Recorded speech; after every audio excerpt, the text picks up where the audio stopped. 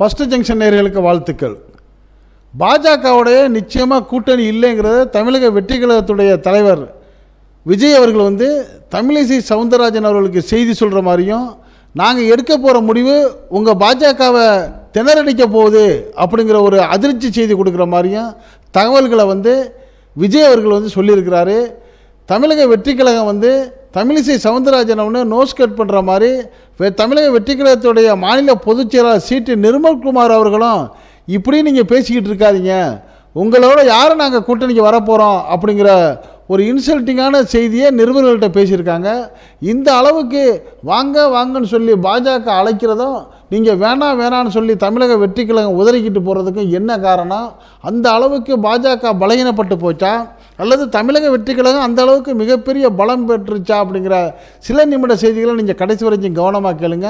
கேட்குறதோடு மட்டும் இல்லாமல் உங்களுடைய கருத்துக்களையும் நீங்கள் ஃபஸ்ட் ஜங்ஷன் கமெண்ட் பாக்ஸில் கமெண்ட்ஸ் பண்ணுங்கள்.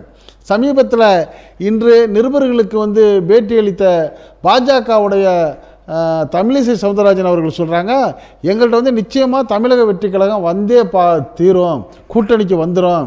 விஜய்வானால் அவர் சொல்லவே இல்லையே, எங்களுடைய கூட்டணி இல்லைன்னு அவர் சொல்லவே இல்லையே, கட்சியில் உள்ள யாரோ எல்லாம் பேசிக்கிடுவாங்க, அதெல்லாம் கணக்கா, அவர் சொல்லட்டும், அவங்க பாஜகவுடைய கூட்டணி இல்லவே இல்லைன்னு சொல்லட்டுங்கிற மாதிரி இந்த அம்மா கொடுத்த பேட்டிக்கு சரியான பதிலடி கொடுக்குற மாதிரி தமிழக வெற்றி கழகத்துடைய மாநில துணை பொதுச் செயலாளர் சீட்டு நிர்மல்குமார் சொல்லியிருக்காரு.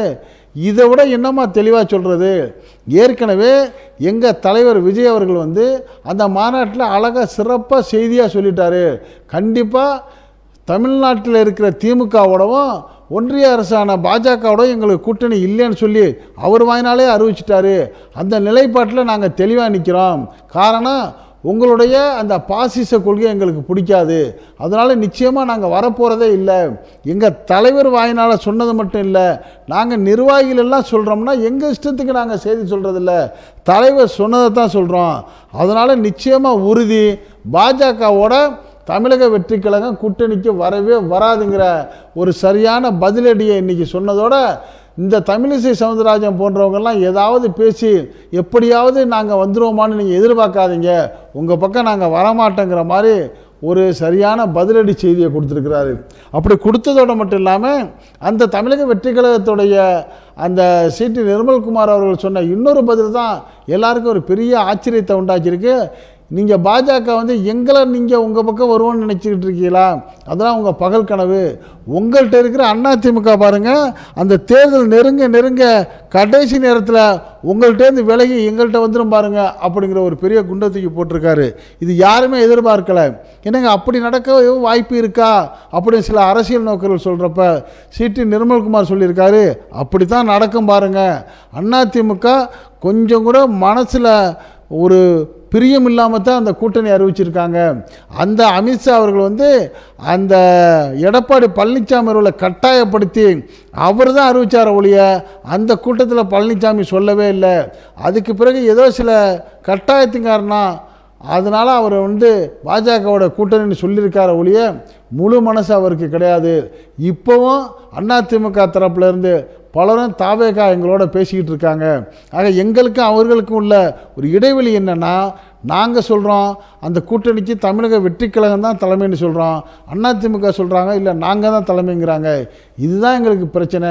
ஒருவேளை நாங்கள் 2 பேரும் சமமாக 2 பேரில் யார் அதிகமான சீட்டு வாங்குகிறோமோ அவங்க தலைமைன்னு முடிவெடுத்து சம இடத்துல இருந்து ஜெயிப்போங்கிற ஒரு முடிவெடுத்தால் கண்டிப்பாக அதிமுக எங்கள் பக்கம் வந்துடும்.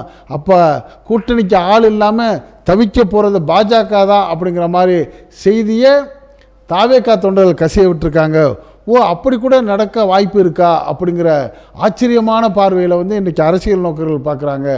ஆக இந்த சீட்டு நிர்மல்குமார் அவருடைய பேச்சிலேருந்து ஒரு விஷயம் தெளிவாக தெரிய வந்திருக்கு. அந்த விஷயம் என்னென்னா, நிச்சயமாக திமுகவோட கூட்டணி கிடையாது, அது தெளிவான ஒரு முடிவாக இருக்குது. அதே போல் நிச்சயமாக பாஜகவோடவும் அந்த தாவேகா கூட்டணி போடாதுங்கிற ஒரு தெளிவான முடிவு வந்திருக்கிறதுனால வரக்கூடிய 2026 தேர்தலில் 4 அணி கன்ஃபார்ம்ங்கிறது முடிவாயிருச்சு. அதற்கான ஆயத்த பணிகளை ரொம்ப சிறப்பாக செஞ்சுக்கிட்டு வர்றாங்க. கிட்டத்தட்ட தமிழ்நாட்டை 120 பகுதிகளாக பிரித்து 120 மாவட்ட செயலாளர்களை வந்து விஜய் அவர்கள் வந்து நியமனம் பண்ணிட்டதாகவும், அதற்காக இந்த 120 மாவட்ட செயலாளர்கள் அவருடைய ஏற்பாட்டில் ஒரு பிரம்மாண்டமான மாநாடை வந்து செப்டம்பர் மாதம் மதுரையில் நடத்த இருக்கிறதாகவும், அந்த மதுரையில் நடத்தக்கூடிய அந்த மாநாடு இதுவரைக்கும் எவருமே நடத்தாத அளவுக்கு ஒரு பிரம்மாண்டமான மாநாடாக இருக்குங்கிற மாதிரியும் தமிழக வெற்றி கழகம் அறிவிக்கிறதோடு மட்டும் இல்லாமல், அந்த மாநாட்டில் முதல் கட்டமாக 100 வேட்பாளர்களை வந்து விஜய் அவர்கள் வந்து அறிவிக்க இருக்கிறாரு அப்படிங்கிற ஒரு தகவலும் வருது. அப்போ அவர் சொல்கிறத பார்த்தா இப்போவே இருந்து எந்தெந்த தொகுதியில் எந்த வேட்பாளருங்கிறத முடிவு செய்கிற பணியில் வந்து விஜய் இறங்கிட்டார். அதை அவர் எப்படி செய்திருக்காருன்னா, இந்த 120 மாவட்ட செயலாளர்களுக்கு ஒரு கட்டளை இட்டிருக்காராம். உங்களுடைய குறிப்பிட்ட இந்த தொகுதியில் யாரை வேட்பாளராக போட்டால் அவருக்கு வெற்றி வாய்ப்பு எப்படி இருக்குங்கிற முழுமையான விவரங்களை நீங்கள் திரட்டி ஒரு தொகுதிக்கு 3 நபர்கள் பேரை எங்களுக்கு கொடுக்கணும். அந்த 3 பேருடைய டீட்டெயில்ஸ் எனக்கு வரணும். அந்த 3 நான் சலித்து அந்த 3ல் ஒன்று எடுத்து அவர் தான் நான் வேட்பாளர்னு அறிவிப்பேன். அவர் தான் வேட்பாளர், அவருக்கு நீங்கள் வந்து வேலை செய்யணுங்கிற ஒரு கட்டாய உத்தரவை வந்து விஜய் வந்து இந்த 120 மாவட்ட செயலாளர்களுக்கு அறிவிச்சிருக்கிறதாகவும் சொல்கிறாங்க. அதற்கான ஆயத்த பணிகளை ஆரம்பம் செஞ்சிட்டோம். அதனால் வரக்கூடிய செப்டம்பர் மாதம் நடக்கக்கூடிய மாநாடு வந்து இதுவரை எந்த அரசியல் கட்சியும் செய்யாத ஒரு மாநாடாக இருக்குன்னு சொல்லி அந்த தமிழக வெற்றி கழகத்தில் உள்ள 2ஆம் கட்ட தலைவர்கள் சொல்கிறாங்க. அது எப்படிங்க, நீங்கள் நடத்தின அந்த கட்சி அறிவிப்பு மாநாடை விட மிக பிரம்மாண்டமாக இப்போ பாட்டாளி மக்கள் கட்சி இப்போ நடத்தின சித்திரை முழு நிலவு அந்த மாநாடு இருந்துச்சு இந்த 2025, அதை விடவா நீங்கள் பெருசாக நடத்துனீங்கிறப்ப, இல்லை நாங்கள் அந்த கட்சி துவக்க விழாவில் நடத்துகிற மாநாடு தான் பெருசு, அதனால் எங்கள் மாநாடு பெருசா அந்த மாநாடு பெருசான்னு இப்போ நீங்கள் வாதம் பண்ணுறீங்கல்ல. பாருங்கள், வரப்போகிற செப்டம்பர் மாதம் மதுரையில் நாங்கள் நடத்த போக இருக்கிற அந்த மாநாடு இதுவரை எவரும் நடத்தாத ஒரு மாநாடாக இருக்குங்கிற மாதிரி அந்த தமிழக வெற்றி கழகத்தோட நிர்வாகிகள் சொல்லிட்டு வர்றது மிகப்பெரிய எதிர்பார்ப்பு அவர்கள்ட்ட இருக்குது. இப்படியும் நடக்க வாய்ப்பு இருக்கா அப்படிங்கிற கேள்வி பல அரசியல் நோக்கர்களுக்கு வருது. இது பற்றிய உங்களுடைய கருத்துக்களை நீங்கள் இந்த ஃபர்ஸ்ட் ஜங்ஷன் கமெண்ட் பாக்ஸில் கமெண்ட்ஸ் பண்ணுங்கள். தமிழக வெற்றி கழகம் உண்மையிலேயே இந்த அளவுக்கு பலம் பொருந்திய கட்சியாக இருக்குதா, இல்லை அப்படி இருக்கிறதா அதீத நம்பிக்கையில் அவர்களுடைய கட்சி நிர்வாகிகள் வந்து களத்தில் இருக்கிறாங்களா, இப்படி அவங்க இருக்கிறதுக்கு முக்கியமான காரணம் என்ன, விஜய் அவர்கள் கொடுத்துருக்கிற நம்பிக்கையா அப்படிங்கிற உங்களுடைய கருத்துக்களை நீங்கள் ஃபர்ஸ்ட் ஜங்ஷன் கமெண்ட் பாக்ஸில் கமெண்ட்ஸ் பண்ணுங்கள். இந்த செய்தி பிடிச்சிருந்தா இதுக்கு ஒரு லைக் கொடுங்க. இதே போல் நாட்டில் 4 பக்கம் நடக்கக்கூடிய செய்திகளை எந்த விதமான இடைச்சல்களும் இல்லாமல் உள்ளது உள்ளபடி அப்படியே உங்கள் வீட்டுக்குள்ளே 4 சுவர்களுக்குள்ளே கொண்டு வந்து சேர்க்கக்கூடிய நம்ம ஃபர்ஸ்ட் ஜங்ஷன் சேனலுக்கு இதுவரை சப்ஸ்கிரைப் பண்ணாதவங்க சப்ஸ்கிரைப் பண்ணுங்கள். மறக்காமல் பக்கத்தில் இருக்க பெல் ஐக்கானை கிளிக் பண்ணுங்கள். அப்போ தான் நம்ம போடக்கூடிய ஒவ்வொரு செய்திகளும் உங்களுக்கு நோட்டிஃபிகேஷன் காட்டும். நீங்கள் விரும்பியதை பார்க்கலாம். இன்று மணிந்திருப்போம். உங்கள் அன்பன் அஷ்ரஃப் அலி. நன்றி, வாழ்த்துக்கள்.